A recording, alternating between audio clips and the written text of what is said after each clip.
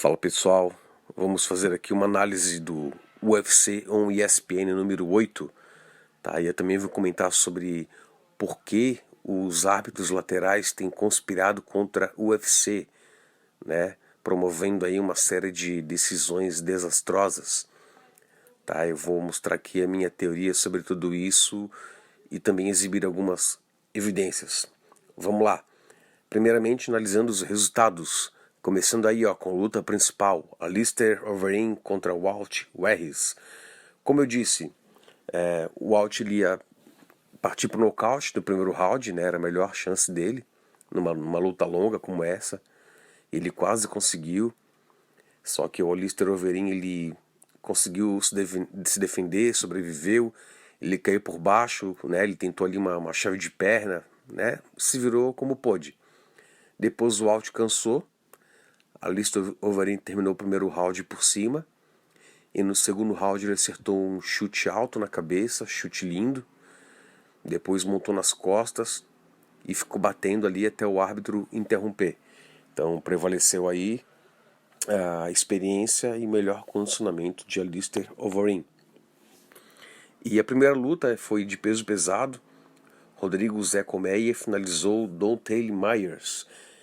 Eu fiquei muito feliz de ter errado essa luta, tá? Porque o Myers ele tem a mesma altura do brasileiro, tá? Eu acho que o brasileiro nunca lutou com alguém da mesma altura dele, só pessoas mais baixas.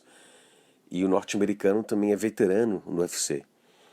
Só que eu me enganei, porque eu achei que o brasileiro fosse ficar perdido com a altura do Myers, mas o Myers que ficou perdido com a altura do brasileiro. Então o brasileiro mostrou muita atitude e agressividade, né? Não desperdiçou a oportunidade de estar lutando no UFC. Né? Venceu o primeiro round, no segundo round botou para baixo e finalizou. Aí, parabéns ao Zé Colmeia e fiquei muito feliz de ter errado essa análise. Outra luta. Courtney Casey finalizou Mara Romero. Eu sabia que a Courtney ia vencer, apesar de ter menos lutas, né? Às vezes as pessoas se enganam por ter menos lutas, só que ela enfrentou adversárias mais duras e teve um bom desempenho, tá? Então eu sabia que o jogo dela, a experiência e a força dela iam tornar ela favorita. Eu só não esperava uma finalização no primeiro round, tá? O desempenho da Courtney foi acima do que eu tinha previsto. Outra luta que eu acertei foi o Giga Gikadze contra Irving Rivera. Então, o Giga foi aquilo que eu disse, usou a sua envergadura para ficar batendo na longa distância de maneira segura. Ele também usou a sua maior experiência no UFC para caminhar melhor no octógono, tá?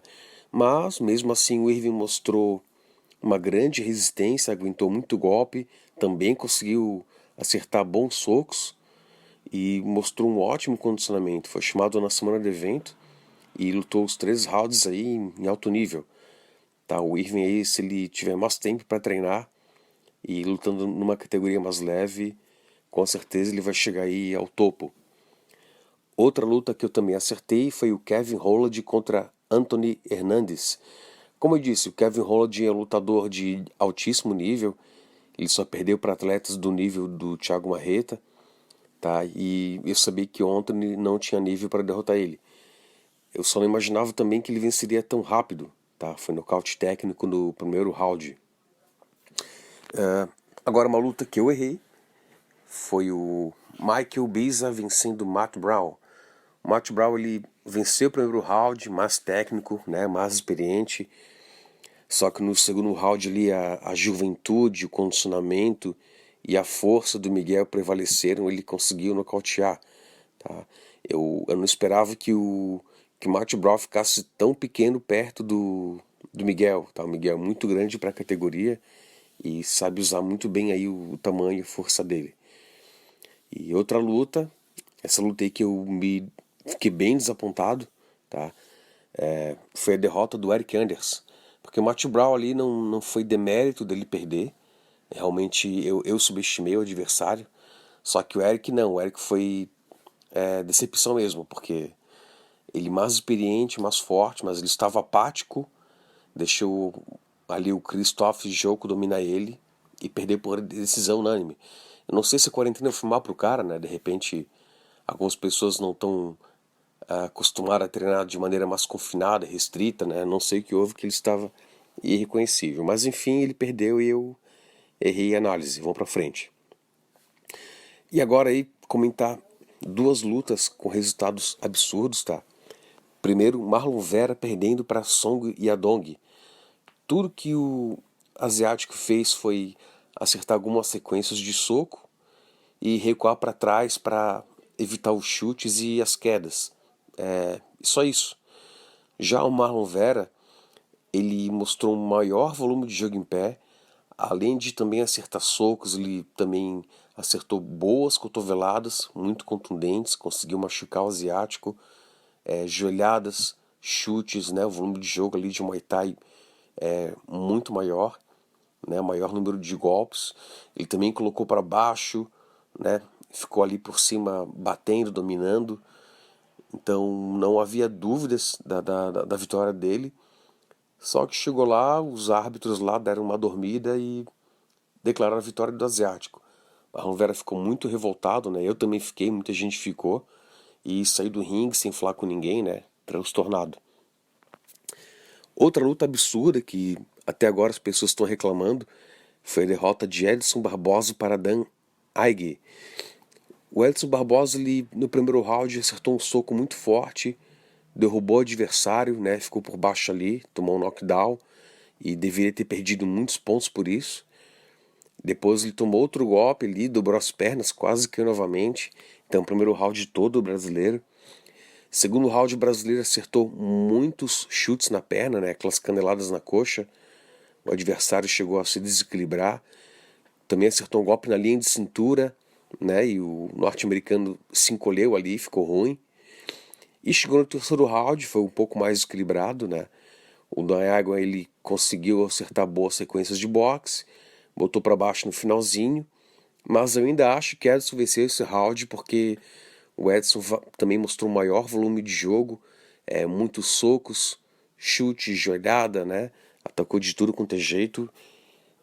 Porém, na pior das hipóteses, o Edson Barbosa teria perdido o terceiro round e vencido o primeiro e o segundo. Só que, para o espanto de todos, né, para grande tristeza do nosso brasileiro, o Dan Igon venceu aí por decisão dividida. Tá? A luta da Angela Hill também. A Claudinha Gadelha no primeiro round botou para baixo, dominou. No segundo round levou o knockdown, perdeu o segundo round. No terceiro round ela foi mais atingida. Tá? Talvez se a Claudinha tivesse sido mais contundente, teria levado o terceiro round. Mas eu acho que os golpes que ela acertou não foram contundentes o suficiente para virar o terceiro round. Tá? Mas enfim, deram a vitória aí, né? Por um lado eu tô feliz pela brasileira ter vencido, mas insatisfeito com os resultados em si. Então, na minha teoria, né, o que está acontecendo? O MMA ele cresceu muito nos últimos anos, tá? E antes era um esporte muito menosprezado, principalmente por pessoas do boxe, tanto no Brasil, nos Estados Unidos, né? Se você procurar as declarações, vai ver empresários do boxe, atletas dizendo que o MMA nunca vai ser grande, que os atletas de MMA nunca vão ter um nível aí de preparo físico e dedicação e profissionalismo do boxe. Então sempre existiu aquela inveja. Era um menosprezo misturado com medo que MMA crescesse. Tá? Era isso que eu percebia, vindo o olhar dos caras, a entonação da voz, sabe? Então, só que não adiantou, né? O MMA tá crescendo demais, tem conquistado fãs de outras lutas, tá? E outro detalhe, durante essa pandemia, o UFC não foi só o primeiro evento de lutas a voltar, mas também um dos primeiros eventos esportivos a voltar à ativa. E vocês acham que isso não vai despertar inveja? É claro que desperta. Até o Brave UFC, evento de MMA do Oriente Médio, parou de fazer eventos e queria que o UFC também parasse. Então, né, o ataque vem de todos os lados. E na questão dos árbitros, o que acontece? Como eu disse, eles não são do UFC, infelizmente.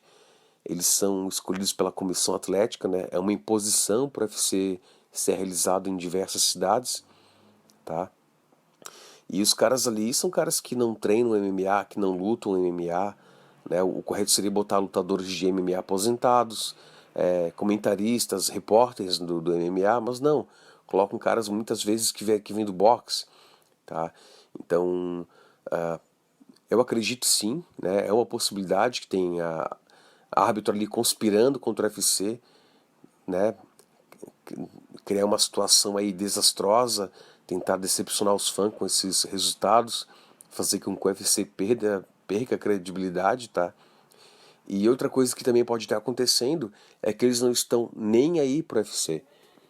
Um exemplo foi no Ultimate Fighting 247. Nós tivemos aquele desastre lá da luta do John Jones contra o Dominique Reyes. Teve o juiz que deu 4 rounds pro John Jones, um absurdo. Porque o Reyes venceu pelo menos 2 rounds de maneira clara, tá? E nesse mesmo evento tivemos aí a derrota da Andrea Lee contra a Lauren Murphy. Enquanto a Andrea Lee espancava a sua adversária, um juiz estava olhando para o lado conversando, né? O próprio John Hogan ele reclamou disso durante a transmissão, que o árbitro não estava prestando atenção nas lutas. E não foi a primeira vez, tá? Há outros flagras na internet dos árbitros laterais nem aí pro esporte. Como se eles não quisessem estar ali, como se não gostassem, ou como se quisessem prejudicar o evento de propósito. Tá certo? Mas enfim, como diz o ditado, ninguém inveja o ruim. O pior invejoso não quer o que você tem, ele quer que você não tenha. Porém, o UFC tem sido esperto e tratado lutadores roubados como campeões. Basta lembrar que José Aldo perdeu para Marlon Moraes e foi convidado para disputar o cinturão dos pesos galos. Então a maneira do UFC aí tá burlando essa conspiração, né, ou descaso que os árbitros estão tendo contra o evento, tá? Então desejo aqui todo sucesso ao UFC. Agradeço a audiência de vocês nos meus vídeos, né? E vou rezar aqui, né? Reze comigo para que os árbitros parem de estragar os resultados das minhas análises, né? Que era para ter acertado a maioria das lutas, né? Mas graças aos roubos não foi bem assim. E até o próximo evento, tá? Fiquem ligados aí que, se não me engano, 30 de maio teremos mais um UFC. Tamo junto, grande abraço, fui.